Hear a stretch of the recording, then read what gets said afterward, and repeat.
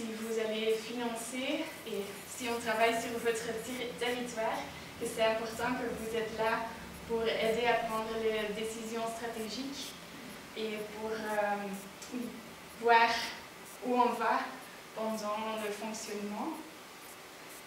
Alors, le comité directeur, c'est toutes les communes, les 3 provinces, une agence flamande, une organisation qui représente la région wallonne. Je ne sais pas encore si ça sera la DNF ou Ruralité, le Région Musselin et mon organisation, le Paysage Régional.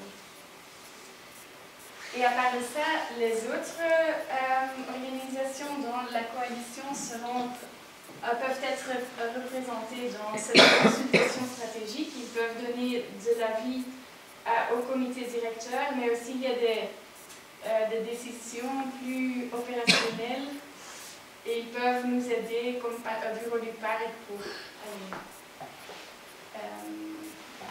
et oui, on va organiser un peu que ce soit chaque 3 ans des élections parce que le groupe est trop grand pour avoir tout le monde, mais un peu avec un bon mix d'expertise. Et le coordinateur régional, je l'ai dit déjà, c'est vraiment avoir un point de contact accessible, donner des informations sur mesure, par exemple sur les subventions, le processus participatif, mais cette personne va aussi mettre en œuvre des processus de plantation et d'aménagement. Bien sûr, organiser l'achat des plantes autochtones et indigènes. On travaille aussi sur la gestion tardive des éléments paysagers et plus en général le partage des connaissances, stimuler la coopération entre les différents groupes, même s'il y a vraiment des conflits qui ont un impact sur le fonctionnement du parc paysager, on va essayer de faire un peu de médiation. Et aussi, si on trouve des opportunités pour de nouvelles formes d'entrepreneuriat, on va essayer de le soutenir, bien sûr. Et ici, le financement de niveau. Ici, c'est le 80% du gouvernement flamand. Mais, vous voyez ici, il y a 200 000 extras. Parce qu'on avait dit, oui, juste 4 personnes. Allez, c'est trop petit parce qu'on veut travailler d'une manière qui est très intensive dans les contacts. Parce qu'on sait que comme ça, on peut construire la confiance. Alors, il faut plus de personnes. Et on a trouvé 200 000 extras. Alors, en total, on a un financement local de 322 000 euros. Dont chaque commune wallonne va payer normalement 5 000 euros par an. Et après, une évaluation annuelle qui doit être positive, bien sûr.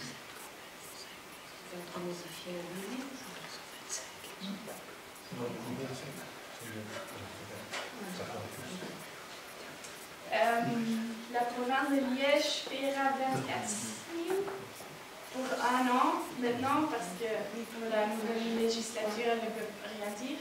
Et le ministre Tellier paiera 60 000. Alors, oui. Et dans le plan directeur, on parle d'une boussole du bocage ou pour le bocage qui nous aide à faire les liens entre les secteurs, qu'on puisse regarder le paysage vraiment d'une manière systémique. Et on voit un peu le paysage en réseau comme lien. Le réseau, ce sont les lignes paysagères, mais aussi les lignes sociales, qui fait le lien, qui donne un grand atout au paysage biodiversifié, au paysage à effet tampon, au paysage alimentaire et paysage hospitalier. Et dans le plan opérationnel, on a pour chaque... ce sont en fait 5 thèmes du plan opérationnel. Et pour chaque thème, on a des objectifs opérationnels. Je vais juste, oui, ça c'est le, je ne sais pas si c'est déjà trop en détail maintenant, mais on veut travailler par exemple sur oui, le caractère de petite échelle, on dit. Oui, parce que c'est si important pour chaque secteur, pour chaque thème de cette boussole, et aussi à préserver la diversité et l'identité territoriale. Oui, je pense maintenant. Oui, c'est vraiment le fonctionnement de base, de planter, d'aménager, mais aussi, par exemple, on veut avoir des pilots pour voir comment on peut soutenir les agriculteurs mieux qui ont des parcelles plus petites. On n'était pas encore décidé sur la forme dans laquelle on voulait le faire, mais on veut oui, faire un peu d'expériment sur ça. On veut avoir une gestion du paysage adaptée vraiment à notre territoire avec plus de résultats. Par exemple, on aimerait avoir, parce que je pense ici comme Natagrival a des paquets qu'ils offrent aux agriculteurs. En Flandre, c'est la même chose, c'est la VLM qui le fait. Mais on voit que pour certains éléments paysagers, des paquets standards, ça ne marche pas. Et aussi, ils ont beaucoup de règles et de temps en temps, ça ne marche pas parce qu'un agriculteur doit prendre des décisions en fonction de son entreprise et du temps, par exemple. Et ça crée des problèmes. Alors, on veut expérimenter avec une méthode qui leur donne une récompensation en fonction des résultats et pas en disant tu dois faire ça avant cette date et on vient, que c'est plutôt soutenu et en donnant confiance que avec des... Oui, voilà. C'est un peu trop rigide maintenant. On aura aussi, on veut avoir un impact un peu sur le développement spatiaux. Mais là, c'est bien sûr avec les communes qu'on va regarder l'ambition qu'on a. Mais de faire une caractérisation du paysage, on le dit en flamand, pour vraiment avoir l'information de base. Après, avoir un cadre où ceux qui veulent construire ou veulent aménager quelque chose dans le paysage, ils ont un cadre pour leur aider à aussi améliorer le paysage en faisant ce qu'ils... s'ils ont un permis, bien sûr, de la commune. Et finalement aussi, mais on va voir, vers quand on a déjà passé par 4 ans, de voir si on veut développer ensemble un cadre spatial pour voir un peu, par exemple, s'il y a les éoliennes, si on a des données digitales sur la qualité du paysage pour aider à voir où sont les meilleurs endroits. C'est pas que le paysager va prendre des décisions, mais que ce soit un cadre qui peut soutenir les communes à prendre des décisions. Et je pense que là aussi, il faut aller pas par pas et on doit... C'est important qu'on va travailler plus intensivement ensemble et on verra quand on sera prêt pour des choses comme ça. Alors, ce n'est pas une action pour année 1. Oui. Aussi pour protéger les prairies et les exploitations bovines, on a quelques actions. Et bien sûr, partage d'informations, développer les connaissances, favoriser la coopération, c'est le fonctionnement de base. Oui, peut-être je vais donner 2 exemples pour tout. Mais pour le paysage alimentaire, c'est plutôt par exemple des avis gratuits ou des conseils gratuits sur des principes agroécologiques et circulaires que les agriculteurs peuvent demander s'ils sont intéressés, que quelqu'un vient. Quand il y a des problèmes avec des règles ou la législation, on aimerait bien pouvoir le discuter. On aura un groupe de travail sur la politique, de le discuter avec des points de contact. La biomasse, bien sûr. On a beaucoup d'opportunités là qu'on peut soutenir. On aimerait aussi avoir plus d'entreprises, par exemple, qui achètent des produits locaux, avoir plus un marché local bien dynamique et valoriser aussi les connaissances et l'expertise des agriculteurs parce que maintenant ils sont invités à participer à des projets, mais c'est gratuit et aussi après, par exemple, une organisation de recherche utilise cette connaissance, mais ils ne sont pas reconnus pour ça. Et on aimerait payer les agriculteurs quand ils participent et ils investissent leurs connaissances qu'on va les rémunérer. Oui, je vais aller plus vite. Augmenter l'effet tampon du paysage dans les zones agricoles, mais aussi dans les zones de nature. Avoir plus d'espace pour l'eau, on a vraiment besoin de ça. Il y a déjà des organisations qui travaillent sur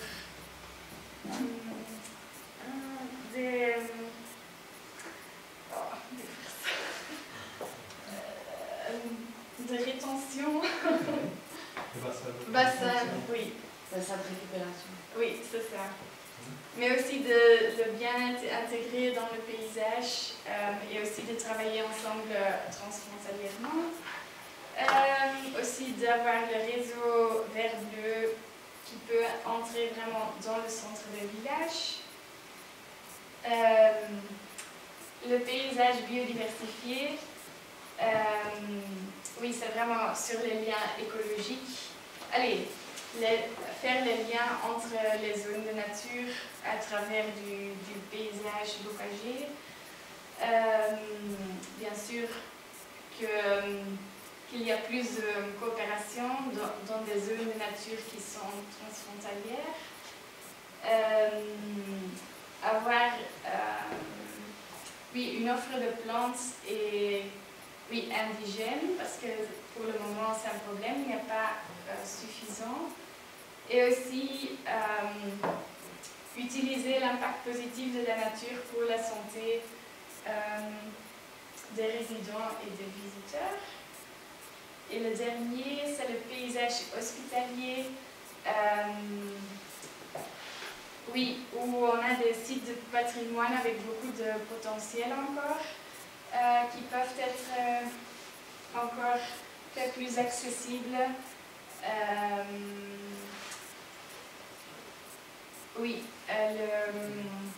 Un tourisme, on aura, parce qu'on a déjà fait à Fouran une campagne de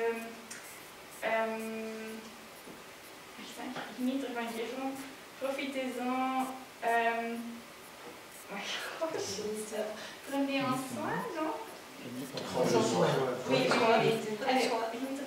Oui, c'est vraiment montrer que tu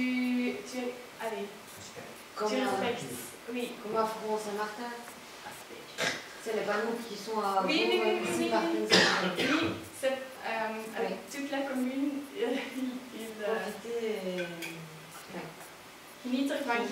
C'est vraiment profiter, mais aussi montrer que tu participes. Oui, un peu comme ça. Oui, merci. On aimerait avoir cette campagne pour tout le parc paysager, pour parler vraiment sur le comportement des visiteurs, mais d'une manière positive et à travers des ambassadeurs locaux. mais aussi d'inviter aux visiteurs de contribuer un petit montant pour l'entretien du paysage. Ça, c'est important.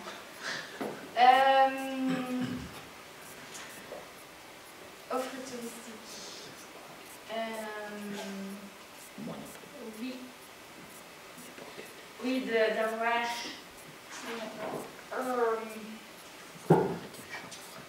oui, je pense qu'une action, c'est par exemple avoir une offre touristique, bien sûr, avec un peu de thèmes transfrontaliers, mais aussi, on a écouté que pour le télescope Einstein,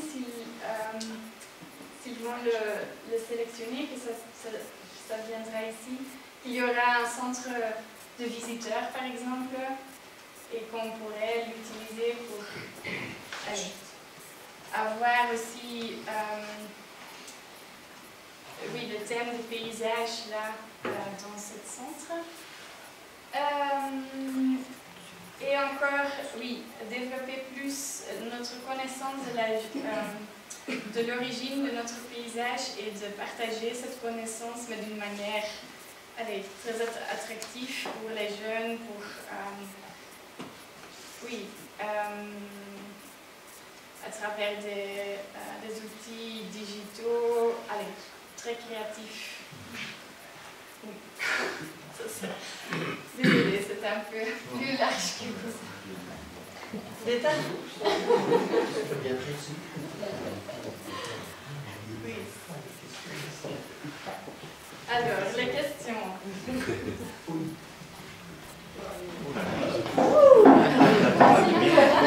faut de la salle.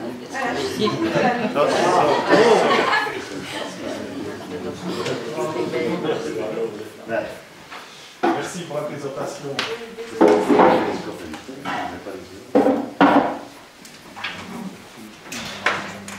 Maintenant, pourquoi est-ce qu'on s'arrête à Plombières et Ouvelle? Pourquoi s'arrêter à Plombières et Ouvelle? Parce que la Calamine, c'est aussi des paysages imagés. Oui, on ne dit pas qu'on couvre tout le pays du bocage, pas du tout. Non. Parce que Herve aussi, Mystère, c'est clair que le pays d'Herve, c'est beaucoup plus grand. Donc pourquoi cette limite-là, ce n'est pas... Oui, parce que on a... D'abord, c'est important que, comme nous voulons, c'est 5 000 hectares. Et maintenant, on a 33 000 hectares. On doit regarder un peu que, oui, le pourcentage flamand n'est pas trop petit. Parce que sinon, pour le gouvernement flamand, pour payer... Oui, mais on a vraiment vu maintenant dans ce périmètre, c'est vraiment le centre transfrontalier. Tu as vraiment la limite de la Wallonie, de la Flandre et la limite entre la Belgique et les Pays-Bas.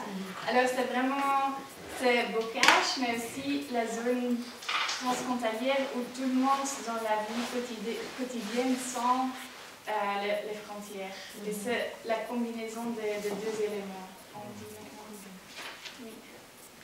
Parce que je veux dire, voilà, on arrive à Ouvelle, et après c'est plus germanophone, donc pourquoi ne pas englober ce côté-là aussi?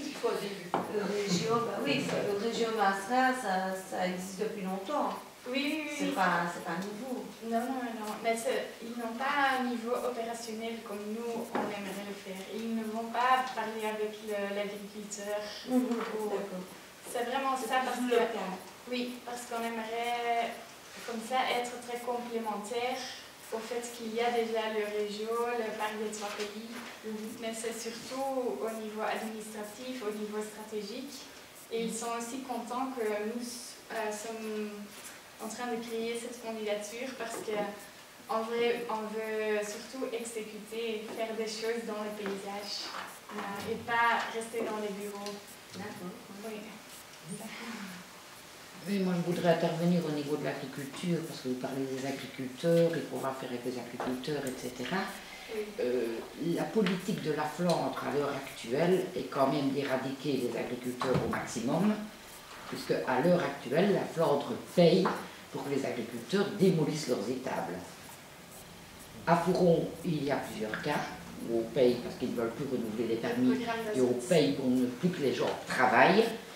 Et on nous répond qu'à côté de ça, le reste de nos terres, ben, on veut les mettre en zone naturelle, etc. Et ici, vous me dites que vous voulez aider les jeunes agriculteurs à essayer de s'installer, à trouver... je sais pas, moi je trouve qu'il y a quelque chose qui n'est pas logique dans ce que vous nous racontez. En plus, quand on sait que la subvention est de 80% de la Flandre, si après ça, il faut qu'on suive les lois de la Flandre au niveau agricole, ça va méchamment coincer. Non, il ne faut pas suivre les lois flamandes dehors de la Flandre, hein. Ça c'est bien clair. Mais c'est notre coalition territoriale et à Fouron, on sent vraiment que ce programme d'Azote, elle n'est pas très juste. Elle n'est pas adaptée à la région des Fourons, à la Flandre, oui, pas mais du pas à la tout, région des parce Fourons. que c'est vraiment à cause de la proximité d'une entreprise agricole à une zone de Natura 2000 qu'il y a des mesures à prendre pour réduire l'émission d'azote. Et comme on a tant de zones de Natura 2000 au Fourron, c'est impossible pour une entreprise agricole. Et on voit vraiment les avantages des entreprises bovines, des entreprises laitières. C'est vraiment notre identité depuis tant de siècles. Et aussi, c'est une utilisation de terrain qui est adaptée parce qu'on est vallonné, on a des terrains avec beaucoup de pierres, par exemple. Alors, la commune de Fouron a vraiment écrit une longue besoin, une proteste contre cette... Et ça, c'est le problème, c'est toujours les cadres standards qui arrivent, qui ont des effets absurdes sur le terrain. Et comme ça, on a vu que maintenant, on a cette opportunité du Paris paysager d'écrire notre plan à nous, de montrer au gouvernement flamand on veut réaliser vos objectifs, mais laissez-nous la liberté de le faire dans une manière logique pour nous. Et pas avec des cadres standards que vous avez maintenant. Alors c'est juste cette frustration que vous avez, on l'a utilisée pour écrire notre dossier.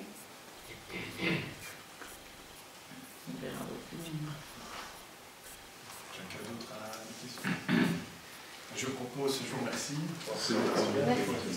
Toujours après, monsieur. C'est peut-être le privilège de l'âge, d'avoir le temps. Voilà, excusez-moi. Je voudrais simplement faire une petite intervention que j'ai rédigée à la lecture de votre présentation, qui était très agréable à prendre connaissance, et j'en ai retiré ceci. Le mouvement Renouveau, que nous représentons, adhère avec une profonde conviction à ce projet, Pays du bocage sans frontières. La topographie de cette zone, se situant sur les communes néerlandaises, flamandes et wallonnes, devrait être un lien entre les populations malgré les barrières de la langue. Cette unicité qui nous rassemble doit permettre d'établir une cohésion entre les intérêts économiques des agriculteurs et les développements environnementaux, patrimoniaux et touristiques. Afin de donner une chance à un programme d'une telle envergure d'être mené à son terme, il est nécessaire d'harmoniser l'ensemble des compétences qui, dans des domaines aussi variés que la protection de la faune, le développement harmonieux du tourisme et le respect du patrimoine, ne doivent pas impacter ou peu l'économie agricole. À cette fin, le mouvement Renouveau engage la commune de Dahlem à modifier sa philosophie en matière environnementale et touristique en prenant en considération les propositions citoyennes dont les affinités dans certains domaines ajouteront du crédit à la pérennité du projet.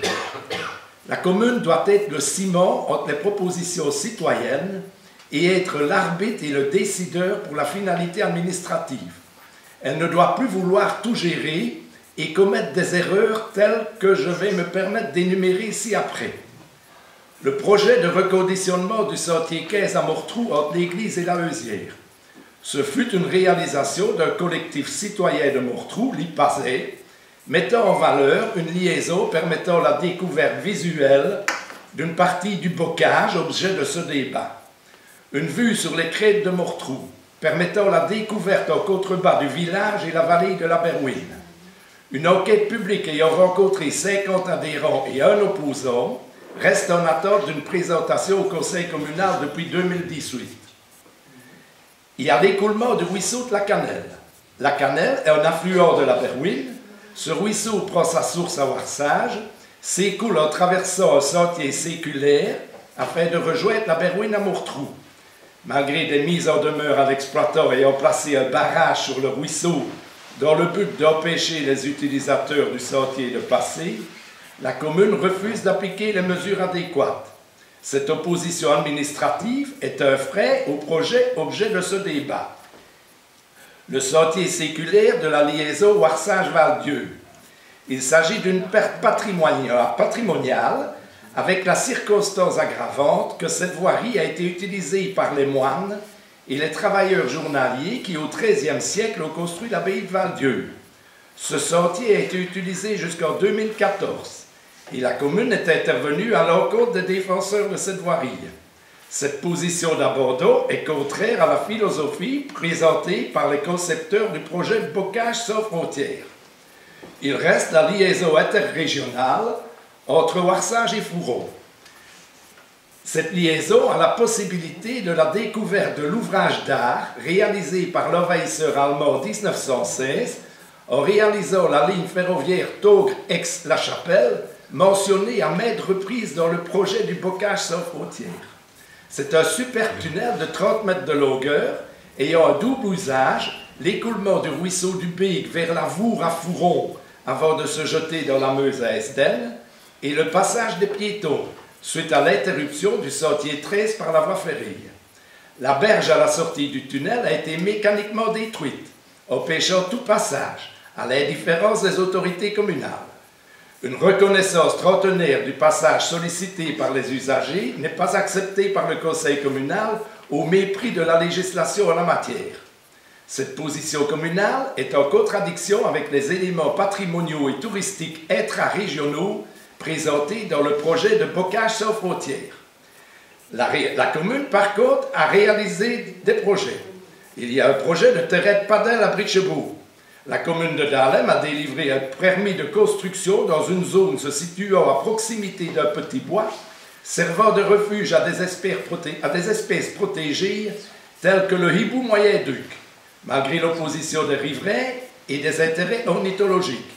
Ceux-ci, estimant être impactés par le bruit généré par ce sport dont la pratique se prolonge tardivement, sont actuellement en recours auprès du Conseil d'État. L'impact de l'association de la commune de Dahlem au projet Bocage sans frontières serait susceptible d'apporter une aide non négligeable au recours. Reste la construction d'un hall omnisport à Bourbeil. L'infrastructure prévue se composera, outre le hall proprement dit, d'un parking pour 150 voitures et 9 unités d'habitation. L'ensemble du complexe sera situé dans un rayon de 250 mètres de la chapelle de la Tombe, érigée au XVe siècle. Ce complexe dénaturera le hameau en lui enlevant les dernières traces de sa typicité.